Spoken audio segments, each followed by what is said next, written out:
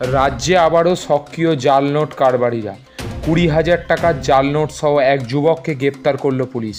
Police সূত্রে জানা গিয়েছে ওই যুবকের নাম টমাস শেখ। তার বাড়ি হরিহরপাড়ার রকুননগর কলাবাগান পাড়া এলাকায়। সোমবার সকালে হরিহরপাড়ায় নিশ্চিন্দপুর এলাকা থেকে তাকে গ্রেপ্তার করেছে পুলিশ। তার কাছ থেকে উদ্ধার হয়েছে প্রায় 40টি 500 টাকার নোট। ধৃতকে সোমবার বহরমপুর আদালতে তোলা হলে 14 দিনের পুলিশ হেফাজতের নির্দেশ দিয়েছে আদালত। দেখুন সেই এক্সক্লুসিভ চিত্র চ্যানেল নিউজ বাংলাদেশ।